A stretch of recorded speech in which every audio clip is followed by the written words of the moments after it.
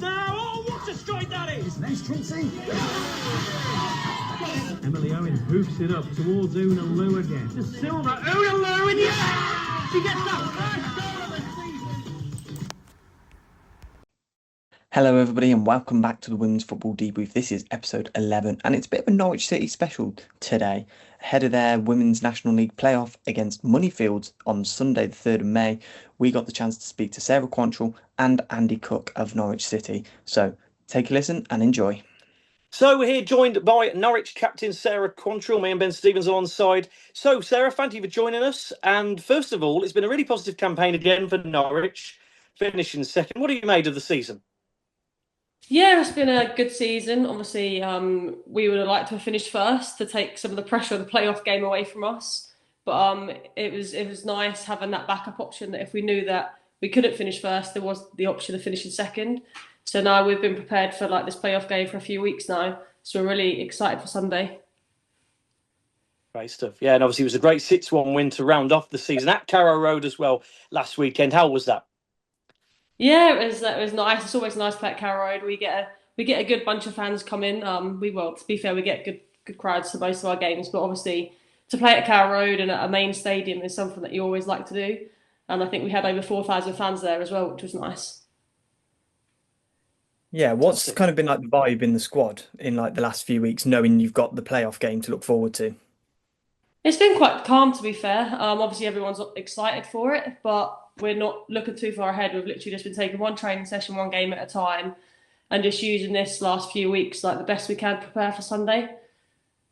Yeah, and with it obviously being at Burton Albion as well, you've had experience playing at big grounds as well, playing at Carrow Road. How much of a difference does it make? I think so, especially when you get the big crowds in. I think that's one reason Carrow Road was a good preparation for this game. We knew we'd get a good crowd there. We knew it'd be a grass pitch, which is something that we're not always used to playing on because our home pitch is obviously a 3G pitch. So to use Carrow Road for the whole experience, the grass pitch, the crowd, it's a good way to build up for Sunday. Fantastic. Yes, and obviously saying you've been at Norwich for a few seasons now. How much does this team really mean to you? Obviously been in and around that camp for a few years. Yeah, definitely it means a lot. I've grown up around Norwich, so to see how far the club has came as well is something special to be part of. And it's even the new girls that have come in, they've all jumped on board. Everyone's here for the club. Everyone wants to do well. Everyone wants to make the previous players proud. It has always come as well. So we're desperate to get that win on Sunday. Lovely. Yeah, and I'd say how big of a help has Andy been over his last few years at the club, and obviously the coaching staff in general over your time at the club?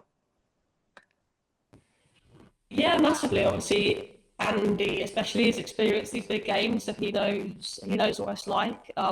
We've got a few girls who have come from experience for leagues above and who is playing in big games, so we just all need to make sure that we push together and help the girls who aren't used to this to feel comfortable and relaxed going into Sunday.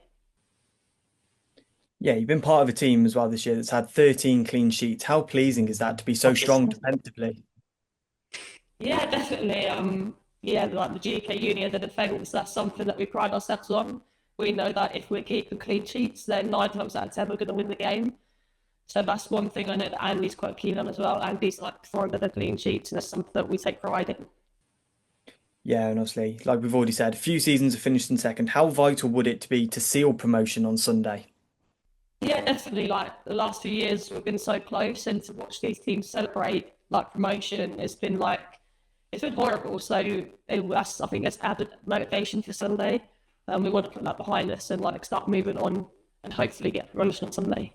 Yeah, so with obviously the Women's National League over this weekend playing all their playoff games at Burton Albion, how nice is that for the league to make quite a spectacle of it? Yeah, definitely. Obviously, it's something new for the league as well, so they're not used to having these playoff games. So for them to put on such a big event over the whole weekend is going to be something nice to be part of. It's going to be exciting to see what sort of things they put on as well, in the build up to the game. But again, we just need to switch off from that sort of side and just concentrate on ourselves and just concentrate on the game in hand. Yeah, and obviously with this weekend, what do you expect from Moneyfields? Of course, a side that have done very well and just were pipped to the title last weekend by Swindon. It's quite a race for the title over in the Southwest Division. So what do you expect from them this weekend? We played them at the end of pre-season, so we roughly know a little bit about them anyway. But I've been doing a lot of research. We know a lot. We know a lot about them. We've watched a lot of games of like how they like to play, how they like their setup, and like their key players as well. So we know they've scored a lot of goals. They don't concede many. So we know we're going to be at our best to like keep them quiet, and we might not get that big chances. So what we do, we need to make sure we're taking them. Yeah, just a final question for me. How much would it mean to make it to tier 3 with this group of players? I like it'd be massive, like not even for the players, but for the coaching staff and like everyone involved. Like it's such a team thing. Like it's not just the players, it's not just the staff, it's the backroom staff, it's everyone. Like it means so much. Like a lot of our girls are and staff for that are Norwich through and through. So yeah, to get over the line on Sunday would be amazing. That's great stuff. Thank you. And one last one from me, Sarah. If you had a message to the Norwich fans that might be making it to Burton on quite a trek for them on and for yourselves on the weekend, but what's your final message to the fans ahead of the weekend? Yeah, like we appreciate them and we thank them, and if they could be as loud as what they are at home games, away games, then I'm sure, like it's cliche, but they'll be our 12th man. They'll help us get over that line because we could definitely hear them when we're on the pitch. Great stuff. Sarah Quantrill, thank you very much for joining us here on the Women's Football Debrief. It's been great to have you on. Thank you. Thank you for having me. Right, so welcome back to the second part of the Women's Football Debrief, the Norwich City special ahead of their playoff this weekend. And we're joined by manager Andy Cook. Andy, thank you for joining us. How are you? Not bad, Ben. How are you? Yeah, we're good, thank you. So just kind of start off, how pleased have you been with Norwich's season so far?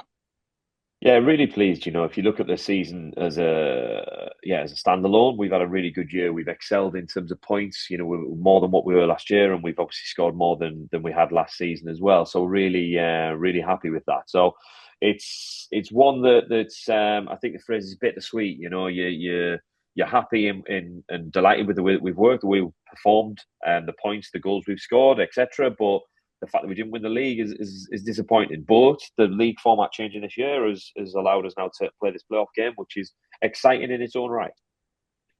Yeah, and obviously finishing off the season with a great crowd at Carrow Road and a 6-1 win as well. How pleasing was that to have that sort of performance ahead of what is a massive game this weekend? Yeah, it's brilliant. And it's brilliant to build momentum. You know, we've had 2 good results, minutes across the whole squad. And so the whole squad's in a very good place. You know, we're really happy with where we are, how we're working, and what we're doing. And we just need to focus, as we have been all season, and I have been throughout my career, on the next session, the next moment. And that's the session that we've got this evening, preparing for Sunday now. But really pleased with where the squad are. Some of the performances that we're putting in and the work that we're going through has been absolutely brilliant. So couldn't ask for any more from anyone. Fantastic. Yeah, and it's your second football season at the club now, Andy. How brilliant has it been to sort of, incorporate yourself within Norwich, and how have you enjoyed your time at the club so far? Yeah, it's been brilliant. I didn't have any preconceived ideas of what I was walking into. I think when I first joined the club, the reason that I joined the club after being offered the role was the facilities, the conversations I had with Flo, and all of those bits. Really, that the club had something in place that felt like a bit of an untapped resource in a sense of the facilities we have here at the training ground are as good as anything in the WSL. We have almost full access to everything that we could ask for at the football club, which my experience across the game, it doesn't always happen, and it still doesn't happen across the game at certain football clubs, whether in WSL or Tier 4, Tier 3. So it was that feeling of Norwich City, and not just, talking about it, and the people that are in positions like Flo and people in the club are not just talking about it, they were actually doing it. And it's only got stronger the 2 seasons I've been here at Norwich. And whenever I speak to people like yourself, I can't sing the praises enough of the football club as a whole for how much they've, I suppose, ultimately inspired me to go and do the job that we're trying to do. And then I try and emphasize that to the staff and the players, because the ones that have come in this season have probably helped me the most, in a sense of they've explained to the staff, the players that are already from Norfolk, already from Norwich, how good we actually have things here. You look at players that have come down from WSL2 to play for us.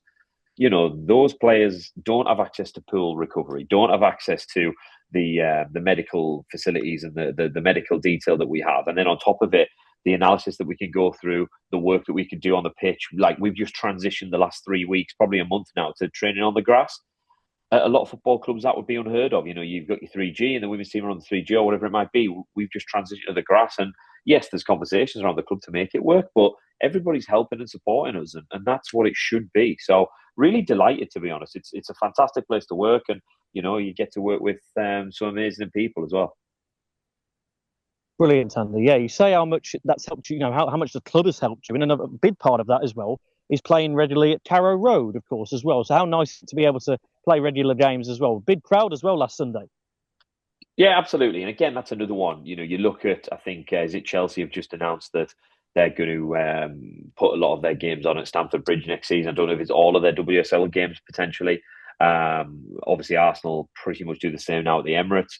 Man United and Man City do it, obviously, at their stadiums. And so clubs across the country are starting to do that more and more. And, here at Norwich, again, it's the same thing. It seems as if it's just a normal part. We get at least 2 fixtures a season. Hopefully that'll increase over the course of the next decade. And I think that's the key thing for me with all of these things. You've got to look long-term for the governance and the strategy, and all the off-field stuff is very much long-term. You've got to look at 5-10 years ahead and see where it goes. When the first fixture they had here, I think they had 7,000, maybe more. So apologies if I've got that wrong for anyone that's listening. But the crowd that we had at the weekend, just over 4,000, is fantastic and a great number to have down at Carrow Road. And that's only going to get stronger the better we perform, and the higher in the leagues we can hopefully get to. Yeah, you've obviously had 20 goals this season come from Grace Wiglar in defence. How pleased have you been with her contributions this season?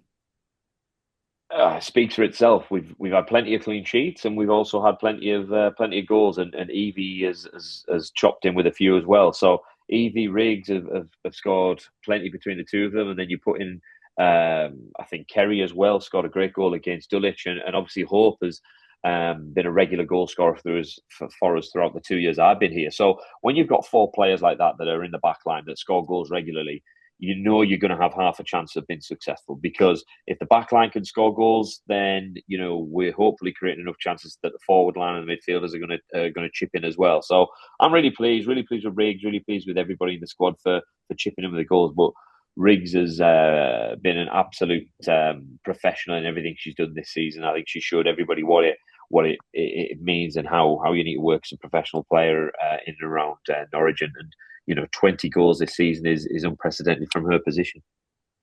Yeah, and we obviously just spoke with Sarah Quantrill as well. And we mentioned to her about the 13 clean sheets you've had this season. She said that's kind of a big part of how you want your team to play. How much importance do you put on keeping a clean sheet?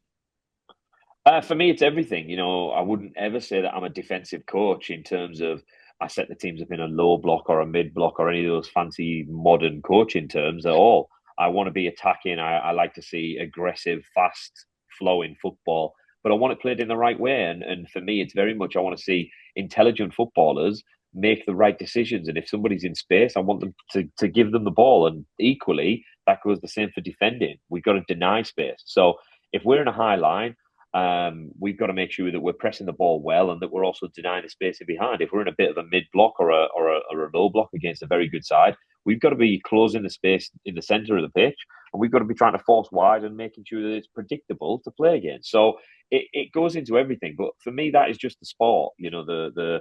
You can win this game in so many different ways. And for me, the way that I like to work and the way that I want players and my teams to work is out of possession, clean sheets absolutely paramount. In possession, we've got to get the ball forward, and we've got to try and get goals in lots of different ways. Sometimes we can counter-attack a team if they're playing a high line. Sometimes they'll be in a low block and they'll try and counter us, and we've got to try and break them down. So it fluctuates. It depends who you're playing.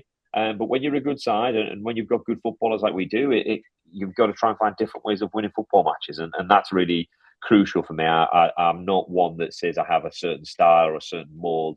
The ultimate thing for me is playing the game that's in front of you against the opposition that's in front of you, and getting the best out of each individual, which is, I think, why you see across football now a lot of rotation, because lots of players at the top level have different skill sets. And if you're playing with quick wingers, you probably should utilise them and not put them in the middle of the pitch. And if you don't have quick wingers, you maybe have more skillful central midfielders. You might see a 4-4-2 diamond more than anything else. But you've got to work with the players in front of you and then see where you go from that. And hopefully you can get results off the back of it.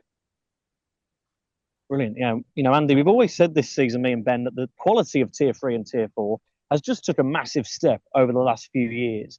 Has that been quite noticeable over your time in the game? Yeah, massively. If you think, I had a year out of the women's game 2018, 2019, and I was working at Sunderland Academy. And then managed to get the opportunity to work at Nottingham Forest as the head coach there. And when I took over that job in 2019, the team that was there at Nottingham was a good side,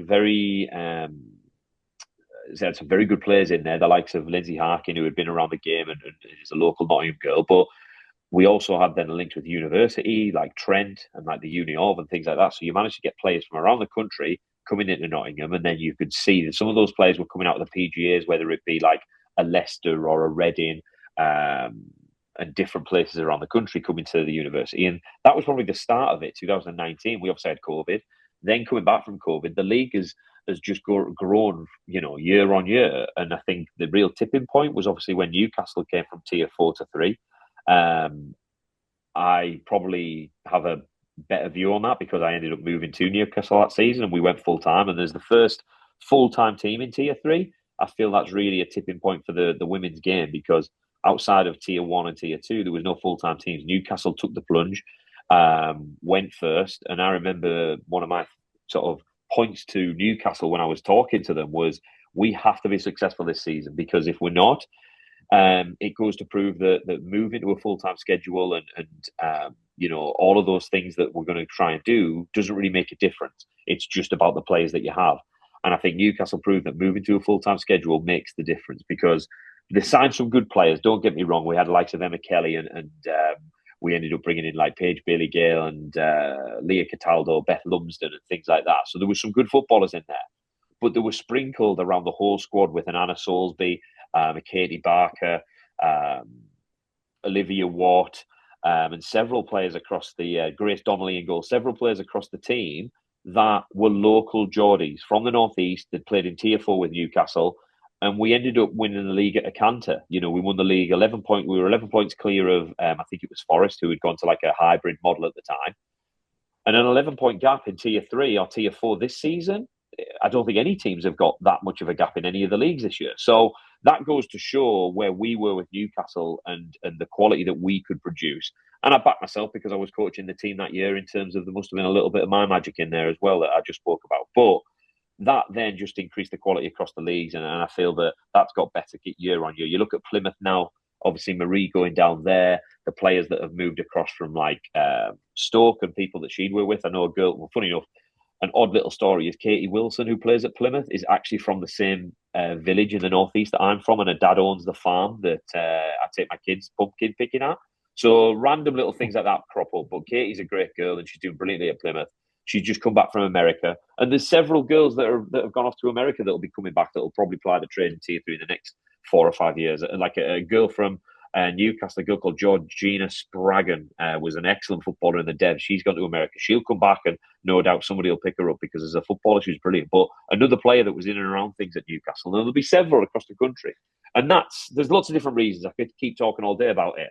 But for me, my opinion and where I was at, that for me was a crucial moment.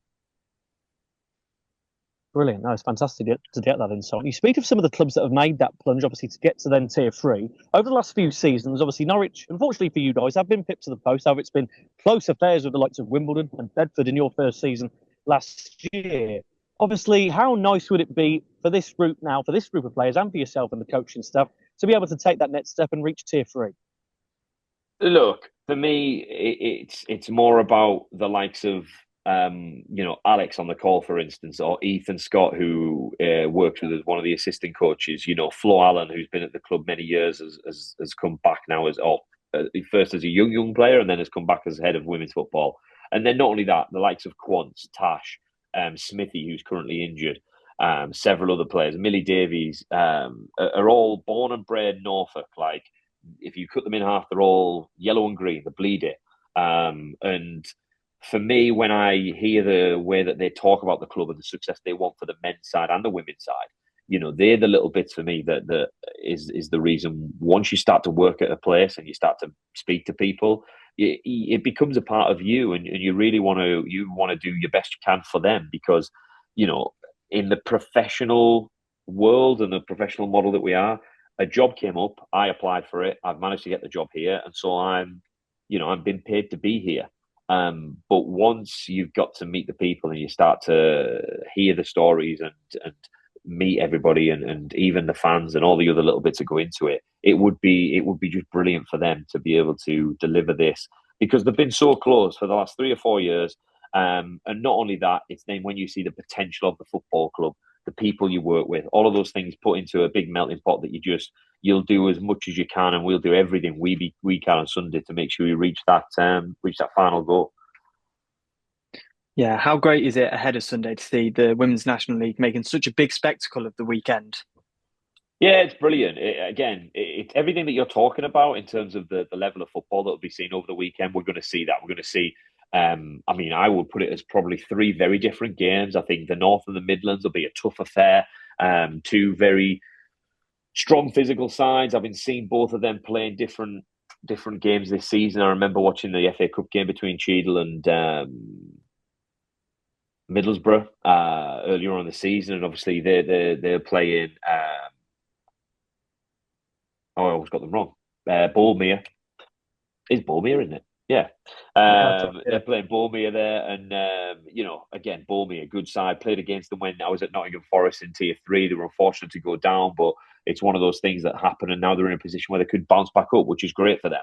And obviously ourselves and Moneyfields, very good sides. Both like to play football. Both like to try and work on some excellent players. I mean, Moneyfield are littered with fantastic players. You look at Shannon Aubrey's been a goal scorer for many a season, and the likes of Ali Hall, for instance. I remember playing against her when she was at Stoke City and other clubs around the north when I was there at Forest. And she and as well as that, Ali's a great player and a great person. I've always spoke to her before and after games when I've had the opportunity, and full credit to her. She's a great person, but we'll want to get the better of her. And then obviously the game on Monday, Wolves and Plymouth, that is going to be a heck of a game.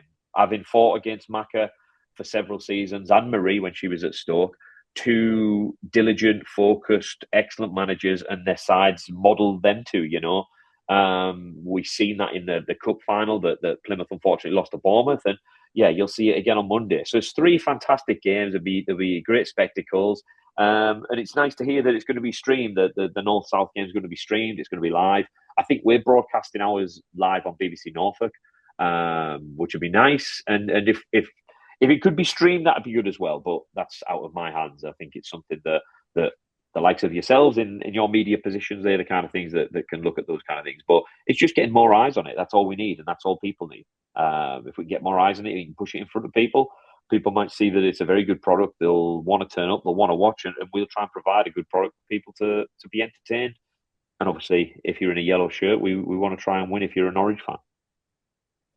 Yeah, obviously, Moneyfields were pushed Swindon right to the title in their division and just fell short on the final day. What are you kind of expecting from them?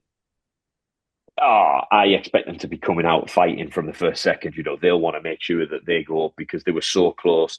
And I always think of it, if I was in their position, what would I be thinking? And that's exactly what I've been doing all week, And once we knew it was Moneyfields, we said exactly that. The fact that they entered that game top of their league, they'll be absolutely gutted. And what they'll want to do is use this as we're going to go here and we're going to push them and we're going to fight, we're going to battle, we're going to push Norwich right to the edge of what they can try and do.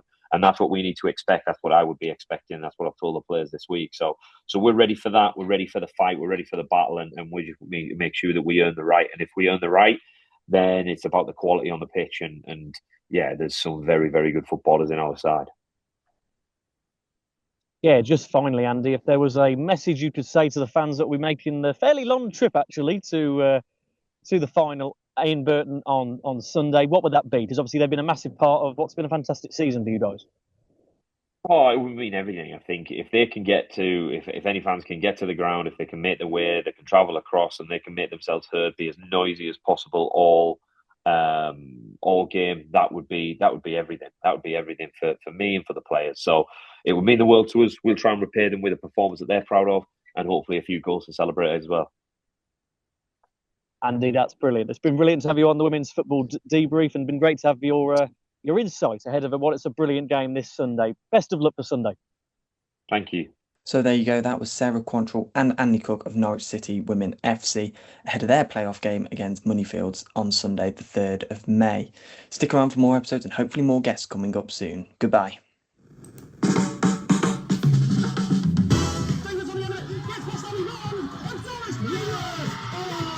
Down to Emily Curtis now. Oh, what a strike that is! Nice Trixie. Emily Owen hoops it up towards Una Lou again. To Silver. Una Lou, and yeah! She gets that first